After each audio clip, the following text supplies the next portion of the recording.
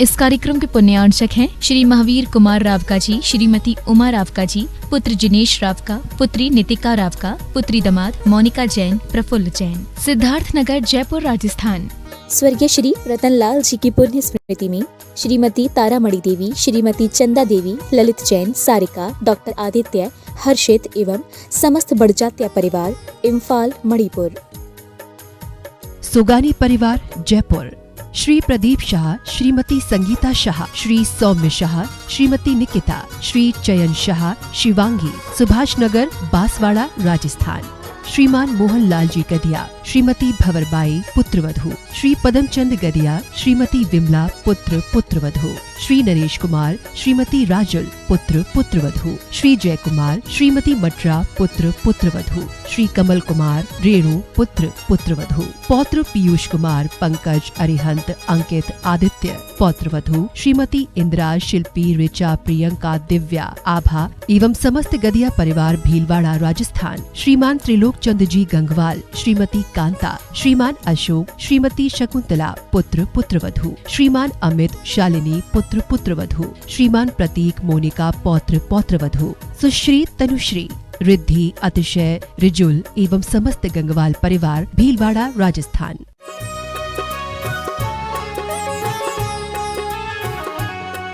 जय श्री ओम नमः सिद्धेभ्यः। जय श्री ओम नमः सिद्धेभ्यः। जय श्री ओम नमः सिद्धेभ्यः। सर्वमंगल मांगल्यं सर्वकल्याणकारकं प्रधानं सर्वधर्माणां जैनं जयतु शासनं। जैनं जयतु शासनं। पंच परमेष्टि भगवान की, आचार्य श्री गुरुवर कुंद कुंद महाराज की, आचार्य श्री गुरुवर विद्या सागर महाराज की, परम पूज्य जगत पूज्य निर्व्यापक श्रीमान मुनि पुंगव सुधा सागर जी महाराज की जय हो। मुनि संघ की जय हो।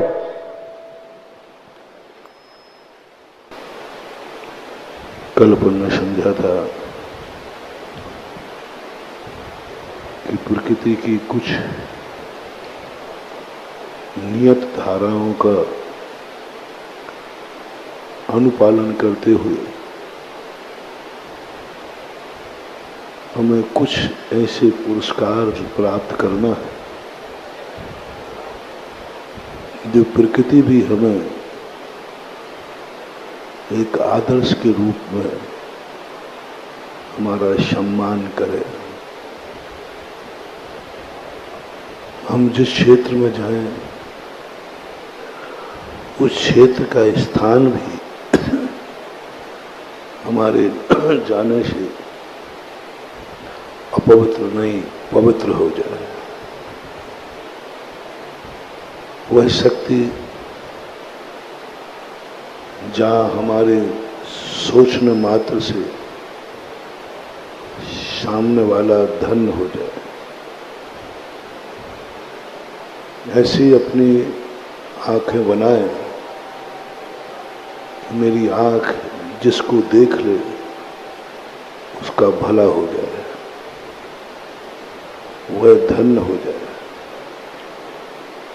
अपने जीवन को ऐसा बनाए, कोई दो बातें हमें सुना करके हल्का हो जाए।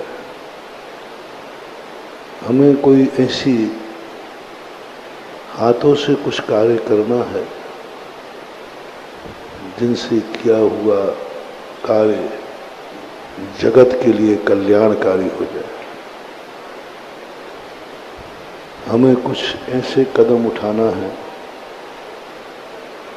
जिस माटी पर ये कदम पड़ जाए वो माटी चंदन हो जाए। हमसे हवाओं का स्पर्श हो, वो सुवृक्ष में बदल जाए।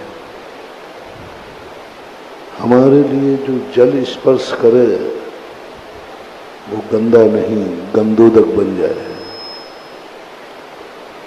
हम जिस अग्नि को जलाएं वो किसी को भस्म न करे, दीपक बन जाए, अंधकार को दूर करे। हम जिस पृथ्वी पर रहें वो पृथ्वी सदा सदा के लिए अपूज्य न बन जाए, बल्कि हमारे बैठने पर पूज्य बन जाए। हम किसी वनस्पति को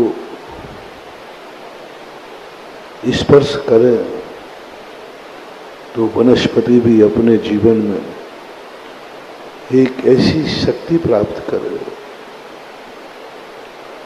कभी वह वनस्पति किसी गले का हार बन जाए, किसी को ऐसी चीज प्रदान करे जो फूल माटी में मिलने वाला था वो कहीं किसी की पूजा की थाली में सज जाता है। ये सारी गॉड गिफ्ट लेने के तरीके हैं प्रकृति से। गॉड गिफ्ट जो होती है उससे लेना है जो हमारा बॉस है। दो व्यक्तियों से गॉड गिफ्ट ली जाती है, जो हमारा मालिक है, जो हमारा भगवान है, जो हमारा गुरु है, जो हमारा माता पिता है, जो हमारा ऑफिसर है, जो हमारा नेता है। दूसरी गॉड गिफ्ट उनसे ली जाती है जिन्होंने हमारे ऊपर उपकार किया है। जो हमारे ऊपर उपकार करता है वो व्यक्ति यदि अपने आप को धन्य महसूस करे कि मैं इनके ऊपर उपकार करके धन्य हो गया। जैसे गुरु महाराज उपकार करते हैं, उनको एक अनुभूति हो जाए कि मैंने इस शिष्य पर उपकार किया, मैं धन्य हो गया। तुम ऐसे कुछ करो जिन माता पिता ने तुम्हारे ऊपर उपकार किया है, उनको महसूस हो जाए कि मैंने इस बेटे को जन्म देकर धन्य हो गया। जो उपकारी है वह धन्य हो गया। एक मालिक ने, एक सेठ ने तुम्हारे ऊपर उपकार किया है, उसको महसूस हो जाए कि इस नौकर को नौकरी देकर हम धन्य हो गए। धन्य हो गए कि हमें ये नौकरी दे करके। एक भिखारी को भी सोचना है कि मैं भीख मांग रहा हूं, लेकिन मैं कुछ ऐसा करूंगा जिससे भीख देने वाला धन्य हो जाए। उपकारी।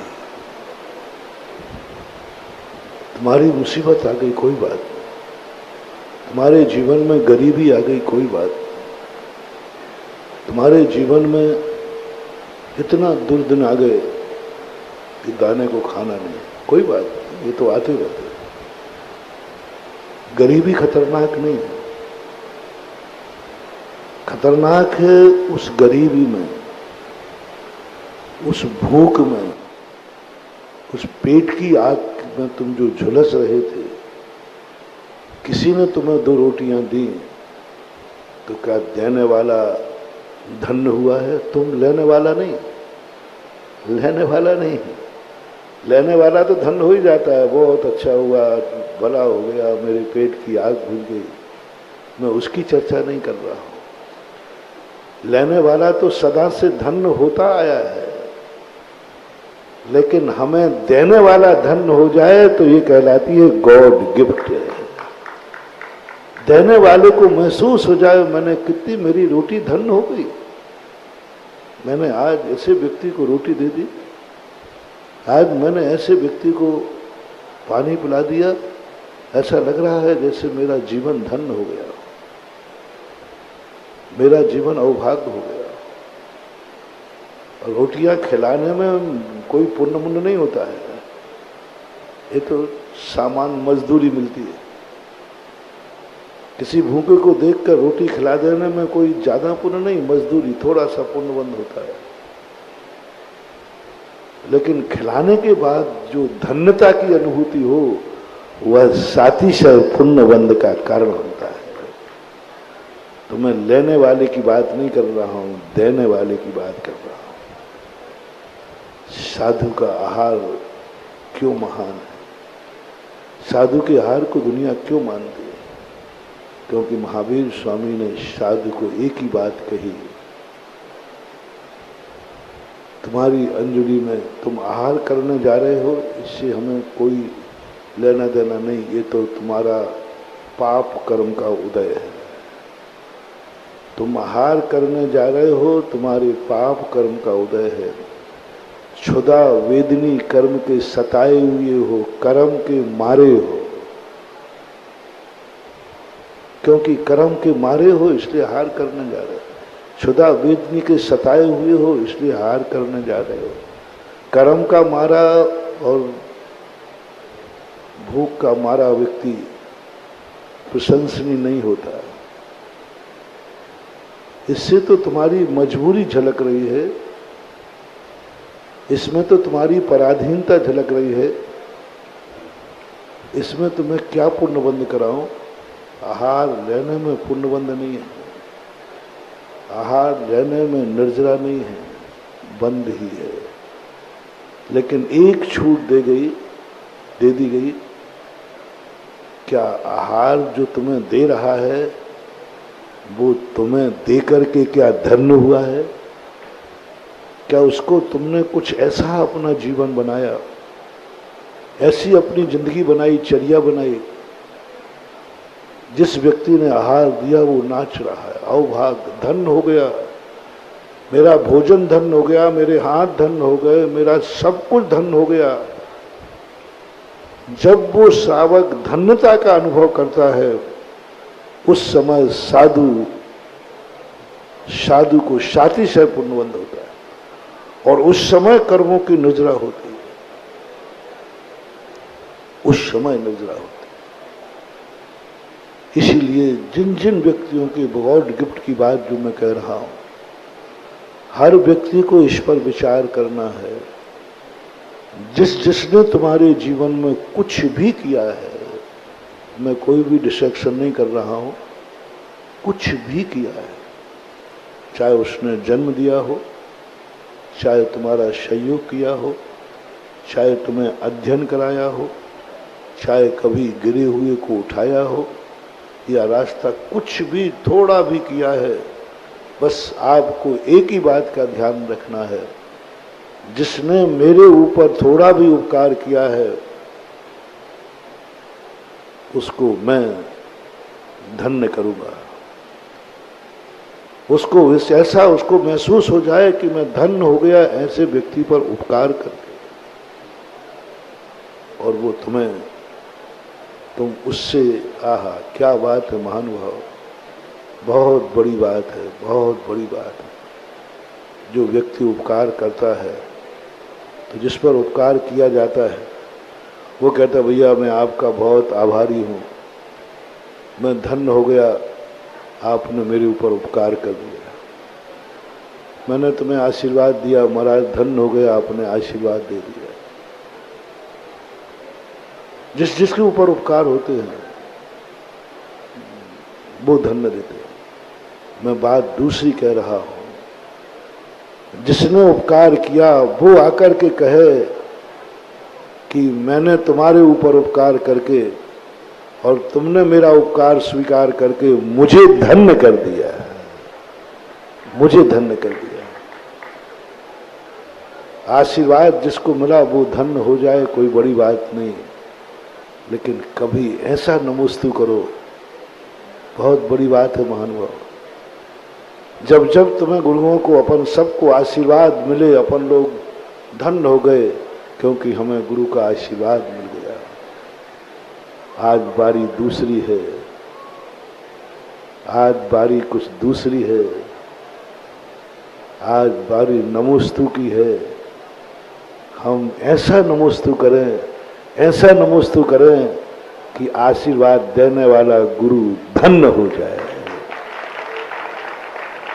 और उसको फीलिंग आ जाए, मैंने कितना पुण्य किया कि मैंने इसको आशीर्वाद दिया, इसको आशीर्वाद दिया, इसने तो सारे जगत में प्रसिद्ध कर दिया, मेरे आशीर्वाद की महिमा बढ़ा दी, मेरे आशीर्वाद का चमत्कार दुनिया में दिखा दिया। धन्य है रे मेरे प्यारे भक्त, मेरे प्यारे शिष्य, मैं आशीर्वाद देके धन्य हो गया। गुरु दीक्षा देता है, अपन सब धन्य हो गए, गुरु ने दीक्षा दे दी। कुछ ऐसा करो कि गुरु धन्य हो जाए कि मैं धन्य हो गया, ऐसे शिष्य को दीक्षा दे करके। अपनी बारी है, जिन जिन ने हमारे ऊपर उपकार किए हैं उनको मैं कैसे एहसास दिलाऊं, मैं क्या करूं कि उनको महसूस हो। बहुत बड़ा कर्जा है महानुभाव, संसार के सारे कर्ज उतारे जा सकते, सारा कर्ज नहीं चुका पाओगे तो कर्म तुम्हें उनके यहाँ नौकर बना देगा, दास बना देगा। कर्म नहीं चुका पाओगे तुम्हारी संपत्ति कुड़क हो जाएगी। लेकिन उपकार का यदि बदला नहीं चुका पाए, उपकार को यदि अपने जीवन में दो रूप में चुकाना, उपकार जिसने तुम्हारे ऊपर उपकार किया है उस उपकार को भूलना नहीं, उस पर तुम कोई ना कोई उपकार जरूर करना। कैसे बने जैसे बने, तुम्हें जिसने भी उपकार किया है, माँ बाप ने उपकार किया है तुम्हें जन्म देकर, तुम्हें सेवा करके, तुम बुढ़ापे में उनकी सेवा करके उपकार चुका देना, मेरा कहना मान लेना। क्योंकि 25 साल तक तुम्हारी सेवा की है तुम्हारे माँ बाप ने, तुम्हारे ऊपर उपकार किया है। अब उसका बदला यही है कि बुढ़ापे की 25 साल तक तुम्हें वही सेवा करना है जो सेवा उन्होंने तुम्हारी बचपन में की है। ये उपकार चुकाए बिना मर मत जाना, नहीं तो कई भवों तक अनाथ हो गए, अनाथ हो गए। और नहीं चुकाना है तो फिर या तो साधु बन जाना, इतने बड़े बन जाना, इतने बड़े बन जाना, इतने बड़े बन जाना कि जन्म देना बाप भी तुम्हें नमोस्तु करे और वो तुम्हें अपना पिता बने। यदि उपकार का बदला नहीं चुकाना है तो उसका एक तरीका है बस, कि तुम इतने महान बन जाओ, इतने महान बन जाओ कि जो उपकार करने वाला है वो अपने आप में अकिंचित कर छोटा हो जाए, तुम बड़े हो जाओ, साधु बन जाओ, माँ बाप तुम्हारे लिए प्रणाम करेंगे, तुम बहुत बड़े हो गए। गुरु के उपकार का बदला चुकाना है, लेकिन नहीं चुकाना है, गुरु ने उपकार किया बदला नहीं चुकाना है, तो एक ही मात्र तरीका है, भगवान बन जाओ कि गुरु भी वहां नमस्कार करे, फिर चुकाने की जरूरत नहीं। उपकार करने वाले से इतने महान बन जाओ कि उपकार वाला उपकार भूल जाए। यदि नहीं चुका सकते हो और नहीं ऐसा कर सकते हो तो उपकार चुकाओ, और उपकार नहीं चुका सकते हो तो बस उसको धन्य कर दो। 3 आइटम दिए, उपकार से, उपकारी से तुम बहुत महान बन जाओ, उपकार का बदला उपकार से चुका दो। अन्यथा यदि ये दोनों नहीं कर पाओ तो जैसे बने तैसे जिसने उपकार किया है उसको धन्य कर दो। जैसे ही वो कहेगा मैं उपकार करके धन्य हो गया, तैसे ही सारा ऋण ऐसे माफ हो जाएगा। ऐसे चुनाव के समय नेता घोषणा करते हैं ना कि हमारी पार्टी आएगी तो सब कर्जे माफ कर देंगे, और उनको इन 3 दशाओं से गुजारो और फैसला करो इन 3 में से मैं किसके योग्य हूं। क्या उपकार करने वाले से महान बन सकता हूं? क्या उपकार करने वाला, क्या मैं उपकार चुकाने लायक हूं? क्या उसकी नहीं है?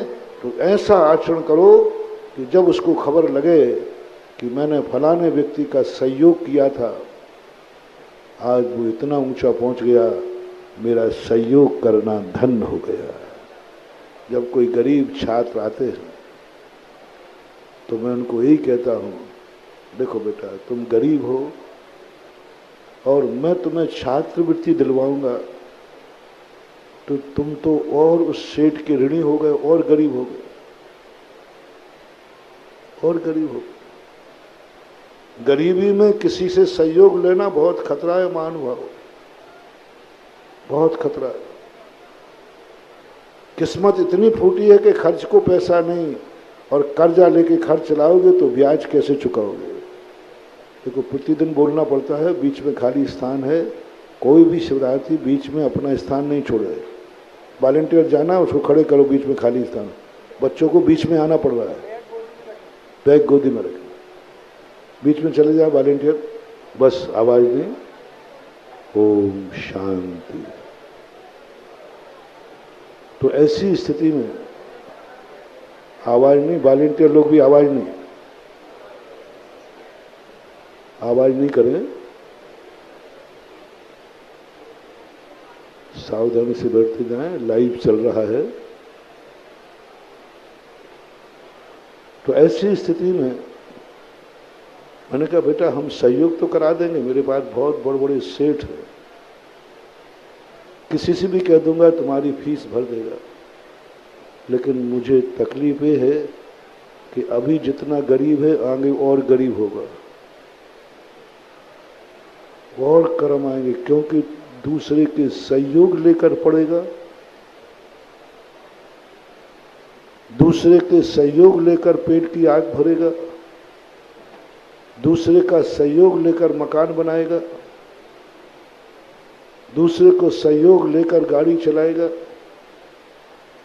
दूसरे की कमाई को खाकर के अपनी जिंदगी चलाएगा। महानुभाव बहुत बड़ा दोष है, चाहे साधु हो, नहीं यहाँ से नहीं, साधु हो चाहे तुम गृहस्थ हो, साधु को भी दूसरे के भोजन पर अपना भोजन, अपना घर परिवार छोड़कर दूसरे का भोजन करेगा, साधु के बहुत बुरे दिन आएंगे। और शिवरात्रियों तुम्हारा तो 10 दिन क्या होगा, भोजन भी दूसरे का, धोती दुपट्टा भी, पूरे शिविर का सारा खर्चा भी, शाम का अल्पाहार भी, पंडाल भी, और जो दूसरे के जीवन चलाया बेटा, तो सोच लो ऐसे दिन आएंगे कि कमाओगे तो भी तुम्हारे लिए भीख मांगोगे भी तो नहीं मिलेगा, क्योंकि तुम दूसरे का ग्रहण करोगे। उसमें तुम तो 10 ही दिन का है, थोड़ा मेरी तरफ देखो, हम लोग तो जिंदगी भर का सवाल है। चिंता मत करो, चिंता मत करो, तुम 10 दिन में तुम्हारे ऐसे दरिद्र नाम कर्म का बंद होगा, तो जो जिंदगी भर दूसरों के अधीन है, पराधीन मुनिवर की पूरी जिंदगी भर। आहार किसका? दूसरे का। संतशाला किसने बनाई? दूसरे ने। कमंडल पिछी किसने दिया? सब पराया है, तो यहाँ क्या होगा? तो वो बच्चा घबरा गया। उसके उदाहरण के माध्यम से अपन सब समझें तो फिर महाराज जी फिर क्या होगा? मैंने कहा भाई तो महाराज जी मैं पढ़ ही नहीं सकता, मेरे पिता की हालत ही ठीक नहीं। मैंने कहा एक उपाय है, एक उपाय है जिससे मैं तुम्हें सहयोग दिलाऊंगा। क्या तुम उस व्यक्ति से, उस सेठ से बड़े बनने की ताकत रखते हो? क्या बड़े बनने की ताकत रखते हो? तो महाराज जी अब पता नहीं कौन से सेठ से दिलाओगे, कहीं आर के मारवाल वाले से दिला दिया तो हम तो 7 पीढ़ी में नहीं बन पाएंगे।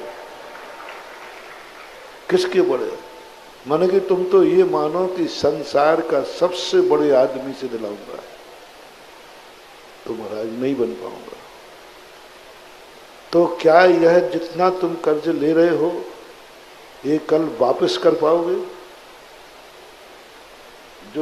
जितना तुम्हें सहयोग मिल रहा है क्या आप वापस दे पाओगे? बोले महाराज जी ये भी कैसे कह दो, उनकी लास्ट है, जो देगा मैं उससे पूछूंगा कि तू इस बच्चे को पढ़ाई देकर के अब धन्य कब होगा। तो एक सेठ जी बैठे थे, उनसे मैंने कहा नारेली की घटना है, एक छात्र आया, वो मेरे सामने रो रहा था और मैं उसको समझा रहा था कि भाई बिना पढ़े लिखे रह जाए तो अच्छा है, क्यों बड़े आदमी का कर्जा लाता है। तो वो रो पड़ा। इतने में अशोक पाटनी आ गए। उन्होंने कहा भाई क्या बात है? बोले ऐसी ऐसी बात। बोले यहाँ क्यों आया, मेरे पास आ जाता। बोले आपके पास तो पहुंचने के लिए महाराज के पास पहुंचना सरल था, पर महाराज जी आप विकल्प मत करो, मैं कर दूंगा। मैंने कही नहीं, मैं तुम्हारी पैर की जूती नहीं बनाऊंगा हमारे दरबार में रोने वाले को।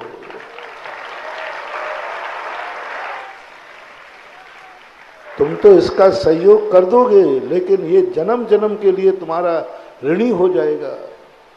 तुम्हारे यहां दास बनना पड़ेगा, नौकर बनना पड़ेगा, क्योंकि न तुमसे बड़ा बन पाएगा और न तुम्हारा से रिटर्न कर पाएगा। तो फिर तो ये दास बनेगा, नौकर बनेगा तुम्हारे। मैंने कहा एक बताओ, तुम इसका सहयोग किस लिए करना चाहते हो? तुम्हें खुशी कब होगी, महाराज के मुंह देखी करने से या कुछ? बोले महाराज जी मेरी एक ही बात की खुशी है कि ये इतनी अच्छी पढ़ाई करे, इतनी अच्छी पढ़ाई करे, इसकी इतनी अच्छी नौकरी लगे कि इसके सारे परिवार की दरिद्रता दूर हो जाए, तो मेरा ये सहयोग करना, मैं धन्य हो जाऊंगा कि मेरे सहयोग से एक थोड़े से बच्चे की छात्रवृत्ति देने से एक बच्चे का परिवार उजड़ने से बच गया। मैंने कि बस ये मामला, मैंने कहा बोल एक बीड़ा उठा ले तो कर सकता है। उसने पैर छुए, बोले महाराज जी मैं आज से नियम लेता हूं कि सेठ जी ने जो सोचा है वो मैं बन के दिखाऊंगा। 5 साल का सहयोग दिया था और 5 साल में आज वो इतना बड़ा आदमी बन गया कि पाटनी ने आके कहा, बोले महाराज जी मेरा जीवन धन्य हो गया ऐसे बेटे का सहयोग करके। तो मैं आपसे कहना चाहता हूं कि सभी लोगों के लिए, आप शिवरार्थी हो चिंता मत करना, या तो शिवरार्थी तुम बने हो, तुम्हें इतना माफ किया जा सकता है 10 दिन तक। हमें तो इसलिए माफ है क्योंकि जो देने वाला है उससे मैं बहुत बड़ा बन गया। पहला पॉइंट क्या था? जिसने उपकार किया है उससे तुम इतने बड़े बन जाओ, इतने बड़े बन जाओ कि उपकार करने वाला तुम्हारे सामने झुक जाए। तो हम लोगों ने तो अपना पल्ला, बोलो हमारे ऊपर जो श्रावक उपकार करने वाला है उनसे हम लोग बड़े हैं कि नहीं? जोर से बोलो, है। अपना कर्जा माफ। अब बेटा तेरा क्या होगा रे कालिया? अब तुम शिवरार्थियों का क्या होगा? तुम 10 दिन के बाद, 10 दिन तुमने समाज का हार लिया है, धोती दुपट्टा पहने, तो 10 दिन के बाद आपको सबको दीक्षा लेना है।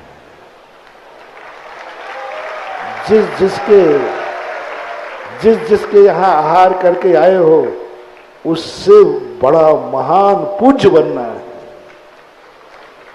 तो फिर 10 दिन का सारा मामला क्या हो जाएगा? माफ हो जाएगा। महाराज जी घर में बहुत सारे काम छोड़ के आया हूं, पूनम का इंतजार कर रहा हूं। तो बस एक काम करो, शिविर में रह करके ऐसा शिविर करो कि ललितपुर वाले की हर चौके की हर महिलाएं ये कहें 10 लाख क्षण पर में हमने पूजा छोड़ दी, प्रवचन छोड़ दिए, कोई बात नहीं, हम शिवरार्थियों को भोजन करा के धन्य हो गए। एक उन्हें धन्यता की अनुभूति हो, और जैसे ही उनको धन्यता की अनुभूति होगी कर्जा माफ। इसलिए जब जब तुम्हारी जिंदगी में उपकार की बात आए बस उसको धन्य कर दो। मैंने कहा ना, भिखारी भी बनना पड़े तो कोई बात नहीं, कोई बात नहीं, जब भीख तुम्हें जो देवे उसका चेहरा देख लेना। एक दिन इसको कहूंगा कि तेरी भीख ने मुझे आज धन्य कर दिया। वो भीख देने वाला कहे, देने वाले को अवभाग की अनुभूति कराना है, उपकार की अनुभूति करा। और यह उपकार जब ऐसी अनुभूति जो करा देता है, आज मैंने पहले ही कहा, जिनके ऊपर जो उपकार करने वाले हैं आज उनका मार्दव धर्म है, उनका मार्दव धर्म। इनको 2 प्रकार से, पहले तो उपकार करने वाले व्यक्ति अपने जीवन में उपकार करने के लिए तैयार हो जाए, अपने आप को बड़ा न माने, अपने आप को अहंकार में न ले जाएं। तुम्हारे पास यदि किसी के ऊपर भी उपकार करने का भाव है, तुरंत उपकार करने को चल पड़ो।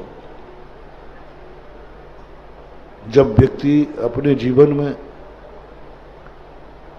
किसी का साथ देने को तैयार हो जाता है, किसी को सहयोग करने के लिए तैयार हो जाता है, नियम से समझ लेना उत्तम मार्दव धर्म उसके अंदर प्रकट हो गया। कौन है मार्दव धर्म का अधिकारी? किसने मार्दव धर्म को अपने जीवन का स्वभाव बना लिया? पढ़ाई, इंजीनियर, डॉक्टरेट, इतनी पढ़ाई, इनसे तो अच्छा ही मैं हूं कि मैं पूछ लाता हूं और शाम को पेट भर लेता हूं। पापी पेट के लिए इतनी मेहनत, धिक्कार है। कुत्ते ने ऐसा जवाब दिया, पापी पेट के लिए इतनी पढ़ाई करना, ये 2 रोटी ब्रेक के लिए इतनी पढ़ाई नहीं की जाती रे। यदि तुमने कहा मैं पापी पेट को कमा रहा हूं तो कुत्ता भी कहेगा तुम मेरे से भी गए बीते हो, तुम इतना पढ़ लिख करके पापी पेट को भरते हो, मैं बिना पढ़ा लिखा होकर के भी शाम तक पेट भर लेता। तुमने कहा कि मैं बाल बच्चों के लिए कमा रहा हूं, क्या कहा?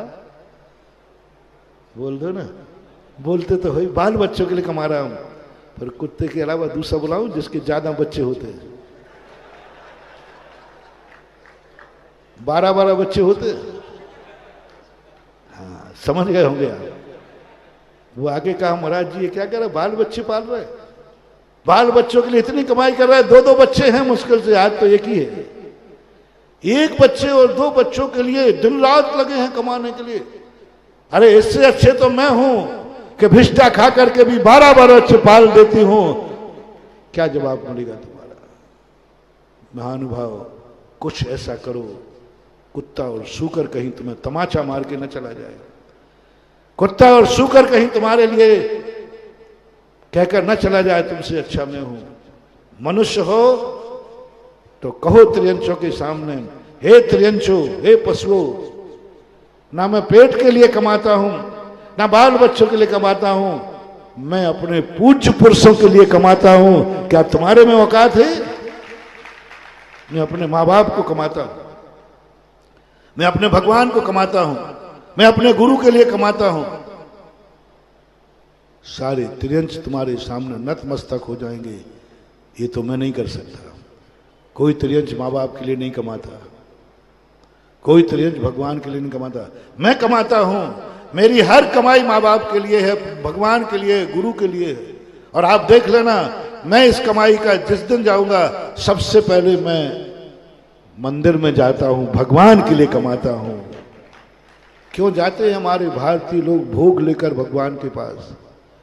क्यों जाते हैं जैनी अर्घ लेकर के? कुछ नहीं बंधुओं, ये बताना है भगवान को या दुनिया को कि मैंने जो कमाई की है भगवान तेरे लिए की है। मैं पशु नहीं हूं, मैं मनुष्य हूं, आपके लिए मैंने कमाया था। ये देख लिए मैंने अभी खाया नहीं, उसके पहले मैं तेरे को भोग लगाने आ गया। मैं तेरे को भोग लगाने आया हूं, मैंने तेरे लिए कमाया था, तेरे लिए मैंने भोजन बनाया था। पहले तेरा अधिकार है, क्योंकि तेरे लिए बना था, तेरे लिए ही मैंने बनाया था, इसलिए पहला अधिकार तेरा है। फिर वो भोग लगा ले। बहुत बड़ा साइंस से महानुभाव आर्यपुत्र। आर्यपुत्र जो मनुष्य होते हैं वे अपने लिए कमाते ही नहीं हैं, वो सब कुछ भगवान के लिए कमाते हैं। इसलिए पहले भगवान खाते हैं, फिर भगवान बचा रहेगा वो मैं खा लूंगा। जो भगवान के लिए कमाता है और भगवान को चढ़ाता है वो भक्त कहलाता है, और भगवान के चढ़े के बाद जो खाता है वो प्रसाद कहलाता है। और प्रसाद कभी अपवित्र नहीं होता, पवित्र होता है। आर्यपुत्र सदा प्रसाद खाता है, भोजन नहीं करता। आर्यपुत्र कभी भोजन नहीं करते, प्रसाद करते हैं। अब प्रसाद भगवान का है। आर्यपुत्र कभी भोजन नहीं करते, माँ बाप को सबसे पहले खिलाते हैं, बाद में भोजन करते हैं। और माँ बाप के बाद में भोजन करना वो भोजन नहीं कहलाता, वो माता पिता का प्रसाद कहलाता है। प्रसाद पवित्र होता है। भारतीय दर्शन में लोग अपने गुरुओं को कमाते हैं। पहले जैन दर्शन में आप स्पष्ट देख लीजिए, आप लोग भोजन बनाते हैं, पहले स्वयं खाते हैं या महाराज को खिलाते हैं? जो महाराज को खिला रहा है, क्योंकि महाराज मैंने आपके लिए बनाया था, आपके लिए कमाया था, इसलिए पहले आप खाओगे और आपके आहार के बाद मैं खाऊंगा। वो भोजन नहीं कहलाता, वो प्रसाद कहलाता है। तुम्हारे कमाए हुए धन को मारदव बना दो। मारदव का अर्थ क्या? झुकना। मारदव का अर्थ क्या? समर्पित होना। मारदव धर्म का अर्थ अपने आप को मिटा देना। मारदव धर्म का अर्थ है दूसरे के काम आ जाना। पहला नियम अपना सब कुछ, मस्तक भी बड़ों के लिए, धन भी बड़ों के लिए, मिटा दो धन बड़ों के लिए, हम बड़ों के लिए कमाएंगे। तुम्हारा धन में मारदव धर्म आ गया। तुम्हारा मस्तक जैसे झुका, मस्तक में मारदव धर्म आ गया। तुम्हारे हाथ पैरों को झुके, हाथ में मारदव धर्म आ गया। तुम्हारी कमर जब बड़ों के सामने झुकी, मारदव धर्म आ गया। आप कुर्सी से खड़े हो गए, आपकी पूरे रोम रोम में मारदव धर्म आ गया और आपको उसी समय उच्च सब समझो। भोजन भी आज से कहना शुरू करो, किसके लिए कमा रहे हो? मैं धर्मात्मा की बात नहीं कर रहा हूं, बस मैं हर आर्यपुत्र से एक आवाज सुनना चाहता हूं। आज कोई पूछे कि तुम किस लिए कमा रहे हो, बोले ओहो ओहो, कैसा होगा वो देश, कैसा होगा वो बेटा, कैसा होगा अपना मुल्क, जो हर कमाने वाले बेटे से एक ही आवाज निकले, मैं अपने माँ बाप के लिए कमा रहा हूं, क्योंकि वो बूढ़े हो चुके हैं। उनकी आदत दान देने की है, और अब वो कहने लगे हैं कि अब मैंने कमाई बंद कर दी, दान देना बंद। नहीं पिताजी, आपने कमाई बंद की है, मैं कमा रहा हूं। दान आप बोलोगे, कमा के मैं चुकाऊंगा। उत्तम मार्दव धर्म।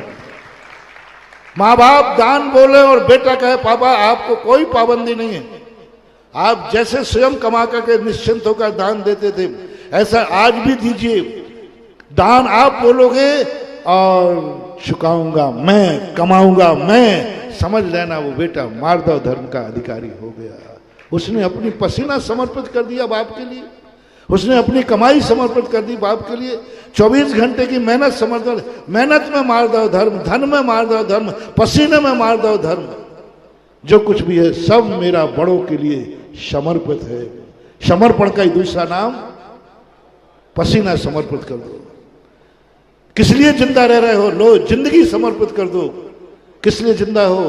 बोले माँ बाप के लिए। उनका बुढ़ापा आएगा ना, मैं मर जाऊंगा तो उनकी सेवा कौन करेगा? इसलिए मैं जिंदा हूं माँ बाप के लिए। जिंदा हूं तो माँ बाप के लिए समर्पित कर दो जिंदगी। जिंदगी मार दो। भोजन कर रहे हो, किस लिए भोजन कर रहे हो? माँ बाप के लिए, क्योंकि उनकी सेवा करना है। जो कुछ भी चारों तरफ जो कुछ भी है अपने उपकारी को समर्पित कर दो। और यदि धर्मपुत्र हो, उत्तम शब्द चाहिए है तो समर्पित कर दो। कोई पूछे किस लिए बना रहे हो, किस लिए कमा रहे हो, बोले भगवान के लिए। किस लिए जी रहे हो, भगवान के लिए। किस लिए खा रहे हो, भगवान के लिए। बस एक ही शब्द जिंदगी में, तुम्हारी जिंदगी में जो कुछ भी है सब भगवान तेरे लिए है, तेरे लिए सब कुछ। सुबह उठूंगा तो ये मस्तक तेरे चरणों में झुकेगा, ये मस्तक तेरे लिए है, ये धन तेरे लिए है। सबसे पहले इसमें से तेरे को दान दिया जाएगा। किस लिए कमा रहे हो, स्वयं का मकान बनाने के लिए नहीं। स्वयं का मकान तो पशु भी बना लेता है रे। एक चिड़िया स्वयं का घोंसला बना लेती है। मात आर्य पुत्रों, मनुष्य का एक कार्य है जो स्वयं के लिए मकान बनाते बाद में है, पहले भगवान का मंदिर बनाते हैं। इसलिए मनुष्य धन्य है। जाओ त्रियंचों से कह दो, है कोई त्रियंच जो भगवान का मंदिर बना सकता है? तुमने कहा देखो मैंने अपना मकान बना लिया, चिड़िया ठिंगा दिखाएगी, बोले मैंने भी अपनी रीढ़ बना ली। नीड़, नीड़ बोलते ना घोंसले, वो भी कहेगा मैंने भी बना लिया, तुमसे अच्छा बनाया है। तुम कह सको मैंने भगवान का मंदिर बनाया है चिड़िया, तो वो तुम्हें नमस्कार करेगी।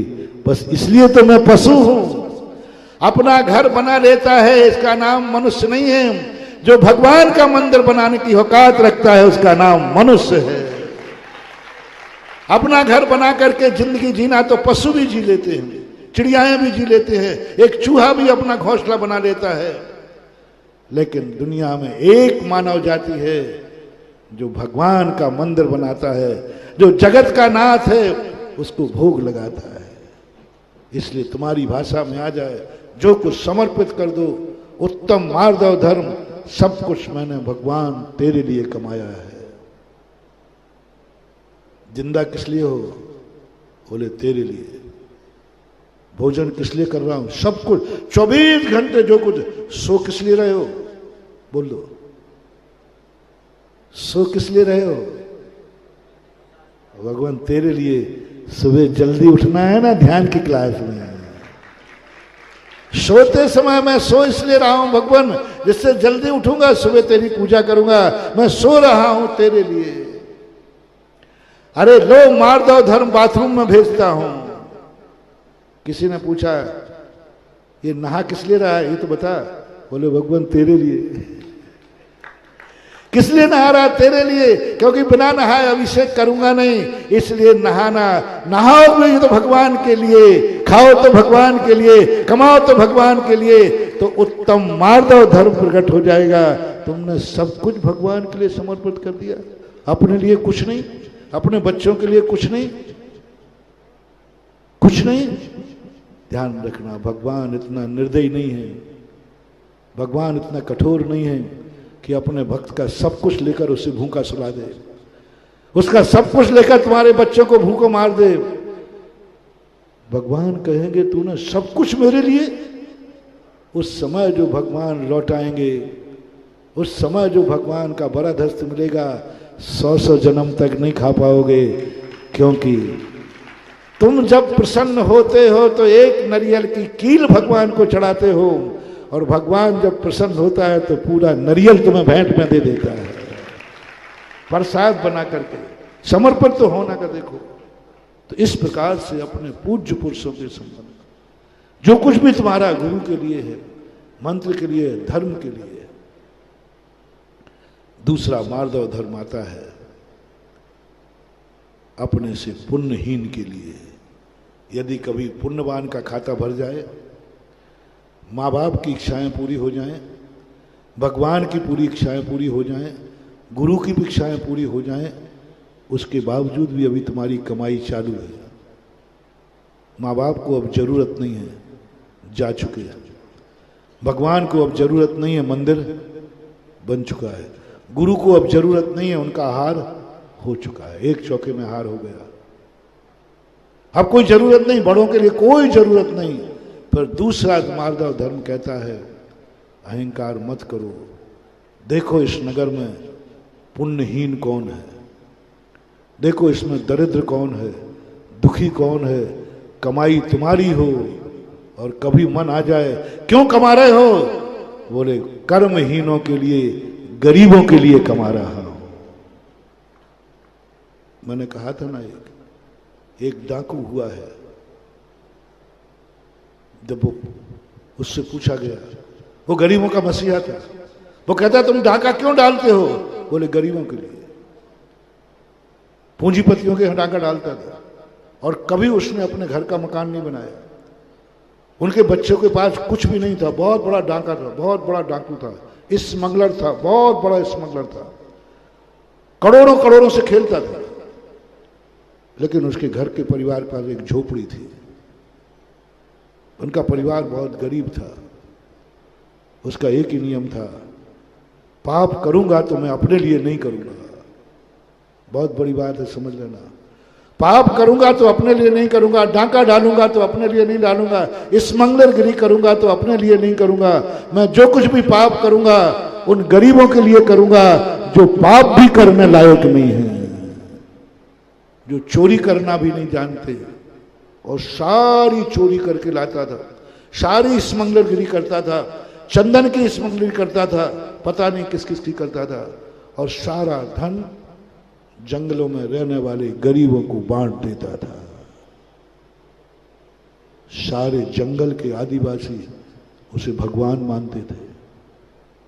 पुलिस ढूंढ नहीं पाई जिंदगी भर उसको, क्योंकि भक्तों की इतनी मेहरबानी थी, जिंदगी भर उसको नहीं ढूंढ पाई, पकड़ पाई, क्योंकि गरीबों का मसीहा था। पाप भी किया तो गरीब के लिए। आपसे मैं पाप की उम्मीद तो नहीं रखूंगा, बस मैं इतना जरूर करूंगा, कमाई करो तो किसी गरीब के लिए। किस लिए जिंदा हो? गरीब के लिए। किस लिए कमा रहे हो? किसी गरीब की दवाई के लिए। किस लिए कमा रहे हो? किसी गरीब की पढ़ाई के लिए। किस लिए कमा रहे हो? एक माँ की गोद बचाने के लिए। किस लिए कमा रहे हो? एक स्त्री का सुहाग बचाने के लिए। किस लिए कमा रहे हो? एक बच्चों के पिता का पालन करने के, अनाथ होने से बचा रहा हूं। जब जब एक व्यक्ति कभी अपने से पुण्यहीन को कमाता है तो एक माँ को निपुति होने से बचाता है, एक स्त्री को विधवा होने से बचाता है, एक बच्चों को अनाथ होने से बचाता है। कितना पुण्य! कल्पना करो, तुम्हारे मन में इतना ही भाव आया, मैं कमा रहा हूं किसी दुखी और गरीब के लिए, किसी एक व्यक्ति की बीमार की दवाई कराने के लिए कमा रहा हूं, धन मेरा है। बड़े आदमी हो आप, कितना मार दो, किसके लिए कमा रहे? तुम भाग्यवान हो, तुम पुण्यवान हो, तुम धनवान हो, तुम्हारी इज्जत है, सब कुछ है, और किसके लिए समर्पित कर रहे हो? तुम इतने भाग्यवान हो कि माटी छूते हो सोना होता है, जिसमें हाथ डालते हो तुम यश मिलता है, धंधा पैसा मिलता है। इतने पुण्यवान होकर के कितना समर्पण भाग्यहीन को। अरे पुण्यवान को कमाए तो कोई बड़ी बात नहीं है। पुण्यवान यदि अपने लिए कमाए तो कोई बड़ी बात नहीं है, लेकिन पुण्यवान व्यक्ति पुण्यहीन को कमाए, भाग्यहीन को कमाए, कल्पना करो कितना पुण्य। एक माँ की गोदी बचा लेना पुण्य बताओ, एक स्त्री का सुहाग बचा लेना पुण्य बताओ, एक बच्चों के पिता को बचाकर अनाथ होने से बचा लेना पुण्य बनाओ। जो भाग्यहीन के लिए अपना सब कुछ समर्पित कर देता है, मार्दव धर्म उसे एक दिन चक्रवर्ती बना देता है और एक दिन तीर्थंकर भी बन जाता है, क्योंकि वह समर्पित हो रहा है भाग्यहीन के लिए। हमारे एक बहुत अच्छा उदाहरण तुम्हें देता हूं। संसार में सबसे बड़ा भाग्यवान कौन था? तीर्थंकर, पारसनाथ। पारसनाथ मार्दव धर्म का सबसे बड़ा मिसाल देखना महानुभाव, मार्दव धर्म की मिसाल था। सबसे संसार के सबसे बड़े पुण्यवान, पवित्रवान, पुण्यवान तीर्थंकर, उससे बड़ा पुण्य किसी का होता नहीं। और पुण्य का फल भोगने जा रहे थे बनारस में, गंगा तट में। श्रावण का महीना था, गंगा में बाढ़ थी, और देखने जा रहे थे अपने दोस्त यारों के साथ हाथी पर बैठ करके। पुण्य का फल देखना, पुण्य का फल भोगने जा रहे थे, मनोरंजन के लिए जा रहे थे। रास्ते में चलते चलते एक लक्कड़ में नाग नागिन जगत, संसार में सबसे बड़ा पुण्यहीन संगी पंचेंद्रियों में नाग माना है। संसार में किसी जानवर का नाम काल नहीं है। शेर को भी लोग काल नहीं बोलते, चीता को भी काल नहीं बोलते। क्यों? क्योंकि शेर पेट भरने के बाद किसी को नहीं खाता, चीता पेट भरने के बाद किसी को नहीं मारता। शेर को नहीं, चीता को नहीं, किसी को काल संज्ञा नहीं दी। काल संज्ञा किसको है? सर्प को, क्योंकि वो व्यर्थ में मारता है। मैंने इसका शोध किया, मैंने कहा शेर तो सबसे ज्यादा महाकाल है। नहीं, वो पेट के लिए मारता है, कम से कम मार कर खाता है। चीता, सब जानवर पेट के लिए मारते हैं, लेकिन सर्प किसी को मारता है तो उससे उसका पेट नहीं भरता, पेट नहीं भरता। वो सर्प काटता है, व्यक्ति मर जाता है, उसको क्या मिला? पेट नहीं भरा। शेर ने तो पेट भर लिया। इसलिए नाग सबसे निंदनीय है, सबसे बड़ा पापी और हिंसक कहलाता है कि नाग किसी को मारता है, व्यर्थ में उसके कोई काम नहीं आता, मार डालता है। शेर तो मार के खाता है, इसलिए नाग को काल कहा जाता है। ऐसा निकृष्ट जीव जिसको सारे जगत ने काल कह दिया हो। और वो एक लकड़ी के अंदर जल रहे थे, मरने वाले थे। देखना, मान इतना बड़ी महाशक्ति, मरते हैं जी, मरते रहेंगे, क्या फर्क पड़ता है? मरते हैं जी, मरते रहेंगे, क्या फर्क पड़ता है? तीर्थंकर है। नहीं, तीर्थंकर का गर्व नहीं हुआ। हाथी पर बैठे थे, बड़े आदमी थे। अरे दया आई थी तो नौकर से कह देते, बहुत नौकर चल रहे थे। नहीं, नौकरों से नहीं कहा। और उन्हें मालूम था कि जहां हम बचाने जाएंगे वहां अपमान होगा। लेकिन मार्दव धर्म जिनके रोम रोम में भरा है, संसार के सबसे पुण्यहीन को बचाने के लिए हाथी से कूद करके और उसको बचाने के लिए चले गए। जब जब कोई व्यक्ति पुण्यहीन को बताता है, समझ लेना उत्तम मार्दव धर्म। पुण्यहीन के सामने झुकना, पहला मार्दव धर्म क्या? पुण्यवान के सामने झुकना विनय कहलाता है। पुण्यहीन के सामने झुकना उससे भी बड़ा मार्दव धर्म है। और झुक करके अपमान सहन किया, सब कुछ किया। पूरी कहानी आप लोगों को मालूम है। और उस नाग नागिन को बचाने का प्रयास किया। दोस्त यार थे, दोस्ती के लिए जा रहे थे। तीर्थंकर का कोई मान नहीं होता क्या? नहीं, सबसे बड़ा मान यही है कि वो पुण्यहीन के सामने झुक गए। इसलिए आज सारा जगत 24 तीर्थंकरों में सबसे ज्यादा पारसनाथ को जानता है, पारसनाथ को मानता है। एक तीर्थंकर ऐसे हैं जो पुण्यहीन के काम आते हैं, सारे तीर्थंकर पुण्यवान के काम आते हैं। सारे तीर्थंकर पुण्यवान के काम आए होंगे, लेकिन एक पारसनाथ जीवन में हुआ जो पुण्यहीन के काम आया। हमने सभी तीर्थंकरों की कहानियां पढ़ी, कोई तीर्थंकर पुण्यहीन के काम नहीं आया। पुण्यहीन का, क्योंकि उनके ऐसा जीवन में रहा कि उनके जीवन में कभी कोई पुण्यहीन, पारसनाथ पुण्यहीन के काम आए। और जनता जानती है कि हम सब पुण्यहीन हैं। जब व्यक्ति के ऊपर संकट आता है तो कोई पुष्पदंत महाराज का नाम नहीं लेता। क्यों? क्यों? संकट पुण्यहीन से आता है, और पुण्यहीन की सहायता करना किसके नेचर में है? इसलिए संकट मोचक किसको कहते हैं? क्यों? पुण्यहीन के लिए उन्होंने सारी मान मर्यादाएं छोड़ दी, सारा अहंकार छोड़ दिया और उस पुण्यहीन को बचाने चले गए।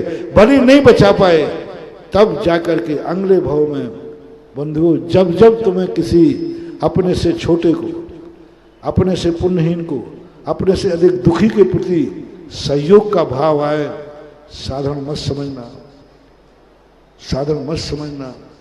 रोटी खाने के पहले भाव आ जाए, काश एक पहली रोटी किसी भूखे को दे दूं फिर खाऊं।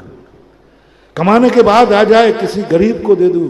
दवाई खाने के बाद आ जाए कि मैं दवाई बाद में खाऊंगा, किसी एक गरीब को दवाई खिला के खाऊंगा, किसी गरीब को दवाई देकर खाऊंगा। मैं तो खाऊंगा ही, मेरे पास तो है, लेकिन एक गरीब को दवाई खिला के खाऊंगा, एक गरीब को भोजन करा के खाऊंगा। मकान तो बनाऊंगा, लेकिन एक गरीब की झोपड़ी बना के खिलाऊंगा, बना के खाऊंगा।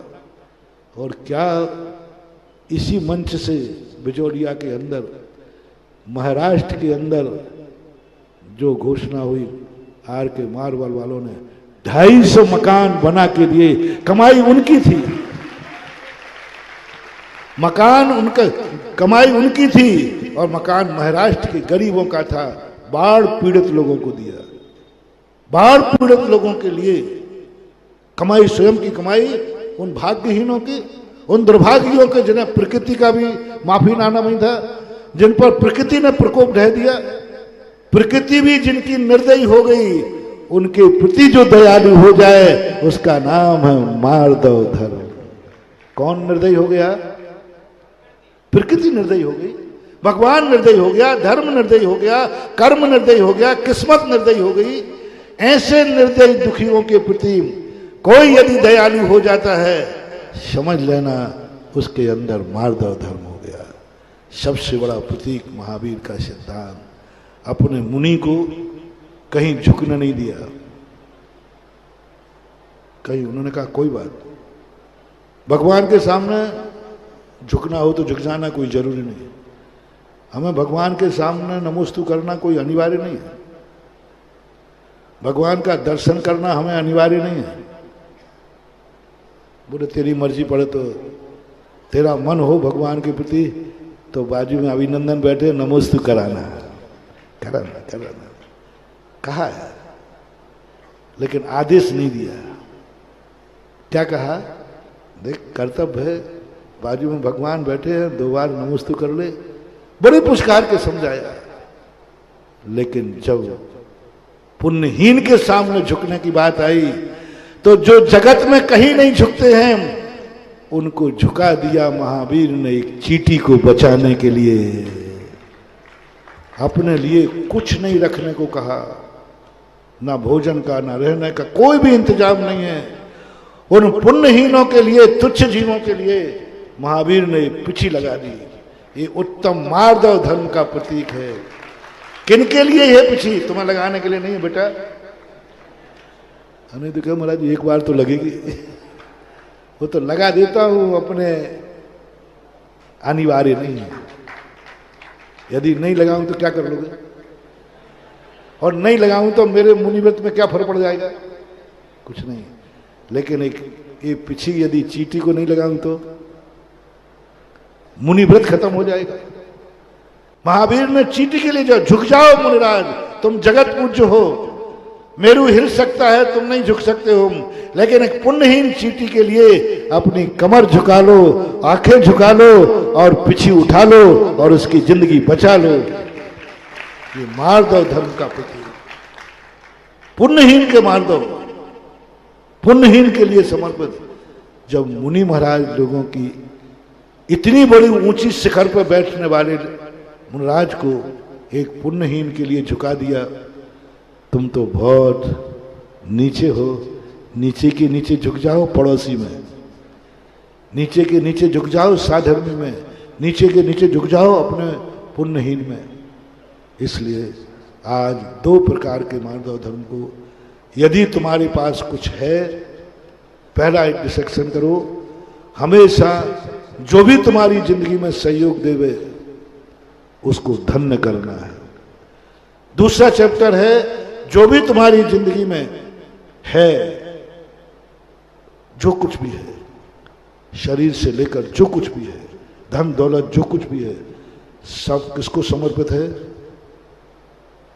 पुण्यवान को, अपने से बड़ों को, अपने से पूज्य को। उसके बाद जो कुछ भी तुम्हारा है वो किसको है? तीसरा, पुण्यहीन को समर्पित हो जाओ, पुण्यहीन के लिए झुक जाओ, पुण्यहीन को उठा लो। तुम इतने उठोगे कि तुमसे ऊपर उठने वाला कोई स्थान ही नहीं बचेगा। जो पुण्यहीन को उठाता है, मुनिराज उन जीवों को उठाते हैं। मुनिराज एक दिन इतने ऊंचे उठ जाएंगे कि उनसे ऊपर 3 लोक का कोई स्थान ही, सबसे अंत में ऊंचे कौन है? सिद्ध परमेष्ठी। क्यों? क्योंकि उन्होंने पुण्यहीन को उठाया है। इसलिए जो भी तुम्हारे पास है उसको दूसरों को शेयर करो। ये मत सोचो कमाई मेरी है, उसको क्यों दूं। बनाया मैंने, उसको क्यों दूं? नहीं, उत्तम मार्दव धर्म कहता है नहीं, झुको, समर्पित हो जाओ। और समर्पित होने से उसका उद्धार होगा या नहीं होगा, लेकिन तुम्हारा उद्धार इसलिए जब जब तुम बड़ों को खड़े होगे, तुम बड़ों का सम्मान बना रहे हो या अपना बड़प्पन बढ़ा रहे हो? जब जब तुम नमोस्तु करते हो तब तब तुम्हारा उच्च गोत्र का बंध होता है। इसलिए नमोस्तु करने से कभी थकना नहीं, दिन भर करना पड़े तो करते रहना। ऐसा उच्च गोत्र बंध होगा कि दोबारा कभी नीच गोत्र में आओगे ही नहीं। उत्तम मार्दव धर्म उच्च गोत्र के बंध का सबसे बड़ा सरल और सस्ता उपाय है। इससे अच्छा और नहीं हो सकता। समय आपका हो गया। महावीर भगवान की। इस कार्यक्रम के पुण्यार्चक थे श्री महावीर कुमार रावका जी, श्रीमती उमा रावका जी, पुत्र जिनेश रावका, पुत्री नितिका रावका, पुत्री दामाद मोनिका जैन, प्रफुल्ल जैन, सिद्धार्थ नगर, जयपुर, राजस्थान। स्वर्गीय श्री रतनलाल जी की पुण्य स्मृति में श्रीमती तारामणि देवी, श्रीमती चंदा देवी, ललित जैन, सारिका, डॉक्टर आदित्य, हर्षित एवं समस्त बड़जात्या परिवार, इम्फाल, मणिपुर। सुगानी परिवार, जयपुर। श्री प्रदीप शाह, श्रीमती संगीता शाह, श्री सौम्य शाह, श्रीमती निकिता, श्री चयन शाह, शिवांगी, सुभाष नगर, बांसवाड़ा, राजस्थान। श्रीमान मोहन लाल जी गदिया, श्रीमती भंवरबाई, पुत्रवधू। श्री पदमचंद गदिया, श्रीमती विमला, पुत्र पुत्रवधू। श्री नरेश कुमार, श्रीमती राजुल, पुत्र पुत्रवधू। श्री जय कुमार, श्रीमती मटरा, पुत्र पुत्रवधू। श्री कमल कुमार, रेणु, पुत्र पुत्रवधू। पौत्र पीयूष कुमार, पंकज, अरिहंत, अंकित, आदित्य, पौत्रवधू। श्रीमती इंदिरा, शिल्पी, ऋचा, प्रियंका, दिव्या, आभा एवं समस्त गदिया परिवार, भीलवाड़ा, राजस्थान। श्रीमान त्रिलोक चंद जी गंगवाल, श्रीमती कांता, श्रीमान अशोक, श्रीमती शकुंतला, पुत्र पुत्रवधू। श्रीमान अमित, शालिनी, पुत्र पुत्रवधू। श्रीमान प्रतीक, मोनिका, पौत्र पौत्रवधू। सुश्री, तनुश्री, रिद्धि, अतिशय, रिजुल एवं समस्त गंगवाल परिवार, भीलवाड़ा, राजस्थान।